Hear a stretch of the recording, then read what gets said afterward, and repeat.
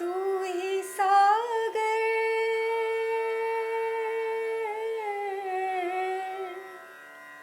तू ही सागर है तू ही किनारा ढूंढता है तो किसका सहारा ढूंढता है तो किसका सहारा। બાળક અને વયસ્ક બંને સરખા? લાભે સુખી તથા દુઃખી હિ અલાભે પ્રિય વસ્તુનઃ સંસાર અયમ મયા પ્રાપ્ત મિથ્યા અધ્યાસ પુરસ્સર. જ્યારે મને મારી ઈચ્છિત વસ્તુ પ્રાપ્ત થાય છે તો હું પ્રસન્ન કે સુખી થઈ જાઉં છું, અને જો મને તેની પ્રાપ્તિમાં સફળતા નથી મળતી તો હું દુઃખી થઈ જાઉં છું. આ ક્લેશ, દુઃખ મને મિથ્યા અધ્યાસને કારણે મળે છે. શ્લોકમાં કહેલી વાતને હળવાશથી સમજીએ. મેં ઈચ્છા રાખીને તે મને મળ્યું તો હું રાજી, પણ મને ગમતું મને ન મળ્યું તો હું ક્યાંય સુધી ઉદાસ, નિરાશ, દુઃખી. એકદમ નાના બાળક જેવું વર્તન આપણા મનનું.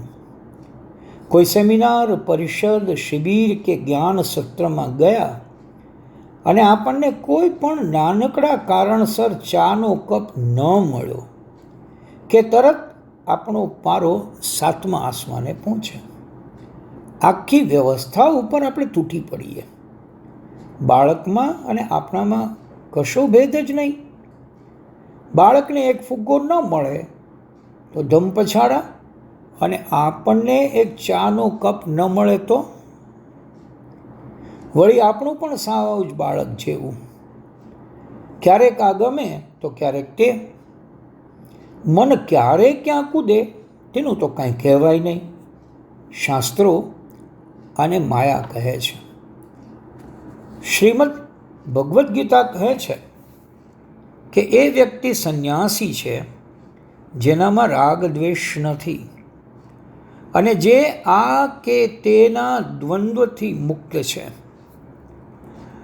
આપણા સુખ અને દુઃખ માટે બીજા ઉપર નિર્ભર રહેવું અને સતત બદલાતા રહેતા જગત અને આપણી મનોદશાને કારણે રાગ દ્વેષના દ્વંદ્વમાં પીડાતા રહેવું એને સંસાર કહે છે. સંસાર એટલે જન્મ મરણ ચક્ર. જ્યારે ગમતું મળે તે આપણે ખુશ અને તે આપણો જન્મ.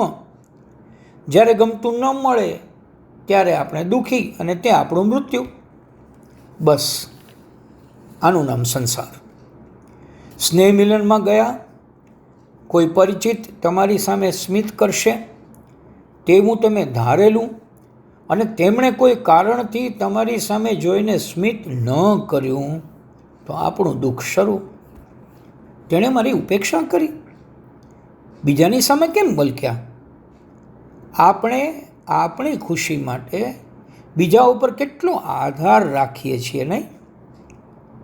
અને જો સામેની વ્યક્તિને ખબર પડી જાય કે તમારા સુખ, ખુશી, આનંદનો આધાર તે છે, તો પછી તે તમારો લાભ ઉઠાવવાનું શરૂ કરશે.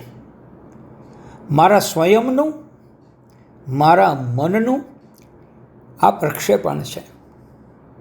અંગ્રેજીમાં એક સરસ વિધાન છે, no one can make me unhappy without my permission. મારી સંમતિ વગર મને કોઈ દુઃખી ન કરી શકે.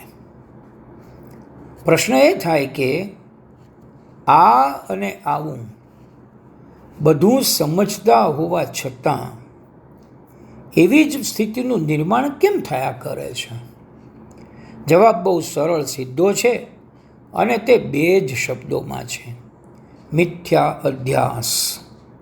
આ મિથ્યા અધ્યાસ સમજાઈ જાય તો ગંગા નાયા. એકનાથ મહારાજની વાત છે. ગુરુ જનાર્દને તેને આશ્રમના ખર્ચનો હિસાબ રાખવાનું સોંપ્યું હતું. એક દિવસ એક પાઈનો હિસાબ ન મળતો હતો.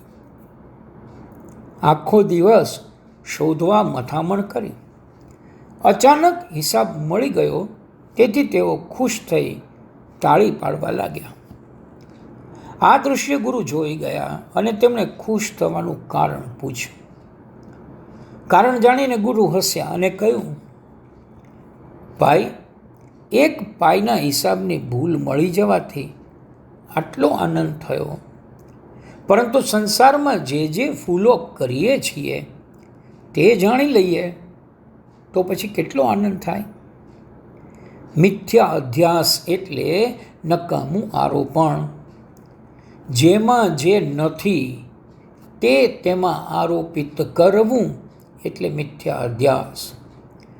મનની શાંતિનો શ્રેષ્ઠ ઉપાય કયો?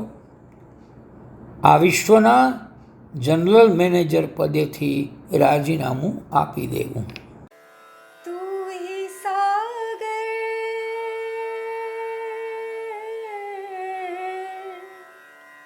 तू ही सागर है तू ही किनारा ढूंढता है तो किसका सहारा ढूंढता है तो किसका सहारा.